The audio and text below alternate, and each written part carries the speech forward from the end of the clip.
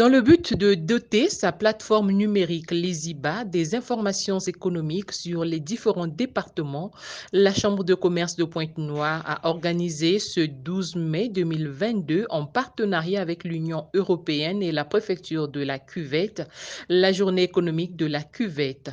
Dans le beau cadre touristique de Mambo Beach à Owando, 4 temps forts ont marqué cette journée de travail.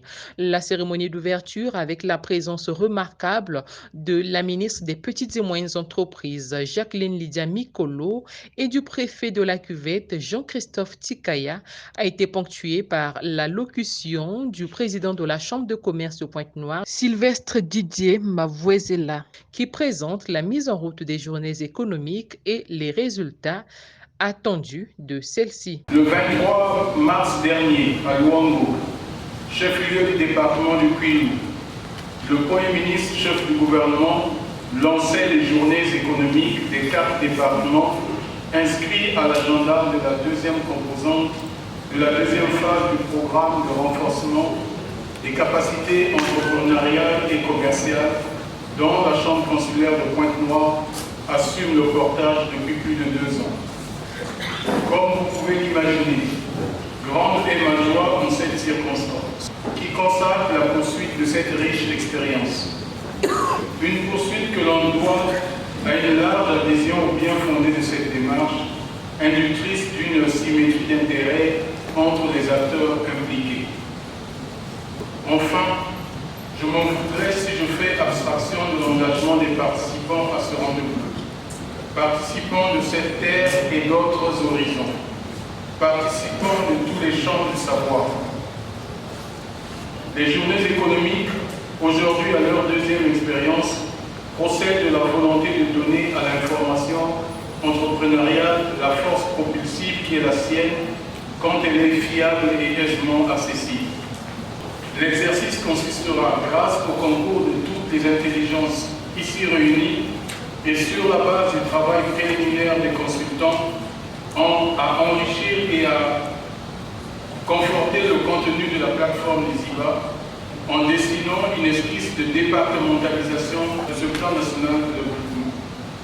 Le décor étant planté, le tour est revenu à Hyacinthe Defundux-Fila, expert en économie, qui a fait une présentation du potentiel économique de la Cuvette. Cette présentation a laissé place à 3 ateliers de travail qui ont essentiellement porté sur les domaines de l'agriculture, l'industrie et le tourisme. Jean-Luc Mabiala, participant à cette journée économique, n'a pas manqué de rappeler les objectifs de celle-ci et les recommandations faites par les différents participants dans le communiqué final. La Chambre de commerce, d'industrie, d'agriculture et des métiers de Pointe-Noire, dans le cadre de sa mission d'accompagnement de l'entreprise, envisage d'intensifier son site d'information Lesiba en fournissant le maximum d'informations sur l'environnement de l'entreprise, le potentiel économique et social, ainsi que les opportunités d'affaires offertes dans le département.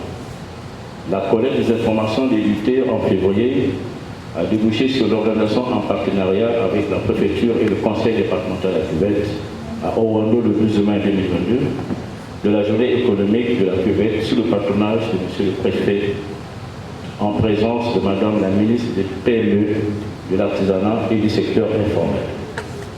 Les objectifs poursuivis par la Chambre consulaire de Pointe-Noire en initiant la journée économique de la Cuvette se résument à améliorer les travaux de profilage du département, identifier les opportunités qu'offre le département du fait de son positionnement géographique et celles découlant de ses potentialités.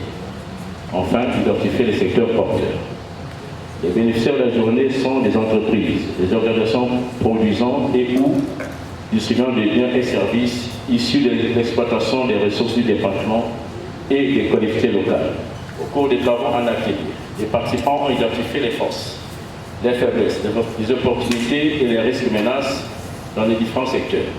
Sur la base de cette éclairage d'analyse, ils ont formulé les recommandations adressées à la Chambre consulaire de Pointe-Noire, au gouvernement de la République du Congo, à la préfecture département de la Cuvette et au conseil département de la Cuvette. Tout est bien qui finit bien. tout en souhaitant la continuité des échanges entre les hommes d'affaires de la cuvette et ceux de Pointe-Noire. L'autorité administrative des lieux a, dans son mot de clôture, salué le bon déroulement de cette journée économique. En procédant à la cérémonie de clôture comme à l'ouverture ce matin à la journée économique du département de la Cuvette, j'ai eu la conviction et la certitude que l'aboutissement de ces travaux augmenterait les chances d'opportunités d'affaires pour nos différents opérateurs économiques et créateurs d'emplois.